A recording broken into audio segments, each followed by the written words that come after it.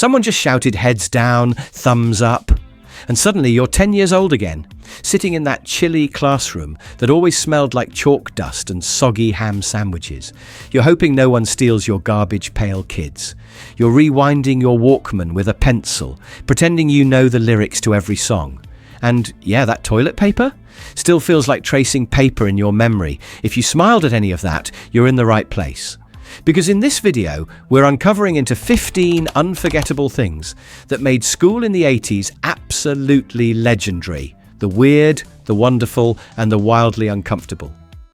Before TikTok dances and smartphone games, there was one true digital adventure that united an entire generation of students, and it lived on a giant, clunky, floppy disk. You'd sit in front of one of the only computers in school, praying it would load, and then it was you, a wagon, and the open trail. Hunting pixelated buffalo. Iconic! Losing a classmate to dysentery. Traumatic! And yet, we kept coming back for more. For many kids in the 80s, the Oregon Trail wasn't just a game. It was the first time learning felt like fun. Even if it involved starvation, broken wagon wheels, and the grim reality of 19th century America. And let's be honest, you didn't really win. You just died, slower than your friends. If you survived the bathrooms of an 80s school, you deserve a medal. That's so-called toilet paper. Closer to tracing paper than anything remotely soft. You'd walk in, see that shiny, stiff roll, and immediately regret every decision that led you there. No one knew if it was supposed to clean, polish, or exfoliate. And somehow, schools bought it in bulk, like it was a badge of honor. Ask anyone who was there. It wasn't just rough, it was emotionally scarring. But hey, character building, right? They were gross, weird, and totally banned in at least 3 classrooms. Garbage Pail Kids were the ultimate rebellion in sticker form, with names like Snotty Scotty and Barfin Barbara that made your parents cringe. Which of course made them even cooler. Kids would trade them like currency at recess, building collections like stock portfolios, and some even ran full-on black market sticker rings under their desks. If you had a rare one, you were instantly playground royalty. Just don't let the teacher catch you. Confiscation was brutal and final. Before Spotify and streaming, we had the Walkman, a chunky little box that made you feel unstoppable just for wearing headphones. Rewinding a tape with a pencil wasn't a trick, it was survival.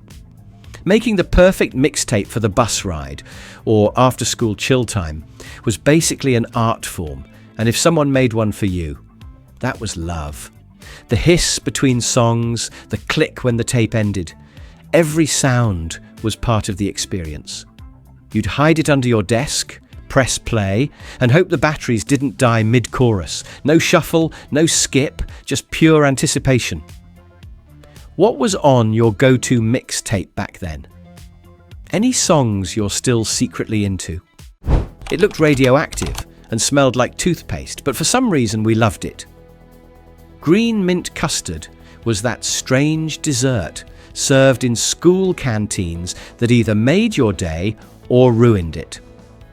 Slathered over chocolate sponge, or served solo in a plastic bowl, it stood out like no other item on the tray. Some kids begged for seconds, others stared at it like it might move on its own. But whether you devoured it or avoided it like the plague, one thing's for sure. You never forgot it. And deep down, you're still not sure if it was a dessert or a dare. No one knew why it was green, and no one dared to ask. It was the culinary equivalent of a school rumour. Strange, persistent, and weirdly unforgettable. If you walked into any school hallway in the 80s, you were met with a sea of slouch socks, piled over leggings and scrunchies in every colour imaginable. It wasn't just a fashion choice, it was a full-on identity. The more socks you layered, the more stylish you were, and bonus points if your scrunchie matched your outfit. Hair was big, accessories were loud, and somehow, the more fabric you wore, the cooler you looked. You might not have had a clue what algebra was, but your sock game. Unquestionably on point. Whole friendships were built around swapping scrunchies. And heaven forbid, someone showed up wearing the exact same colour combo. That was a social emergency. It wasn't just fashion, it was survival. These weren't just school supplies, they were status symbols. With bold neon designs, Velcro closures, and that satisfying rip when you opened them, Trapper Keepers made organising your homework feel like gearing up for battle. Every kid wanted the coolest cover, and if yours had unicorns, race cars, or laser grids, you were winning. They were loud, flashy, and somehow always bursting at the seams with doodles, notes, and folded-up paper games. If your Trapper Keeper didn't make noise when you opened it, was it even real? These watches didn't just tell time, they made you feel like a full-on tech genius. With their tiny buttons and built-in calculators, Casio calculator watches turned math class into your personal playground. Whether you were solving equations or just typing in boobies upside down, they gave you a strange sense of power.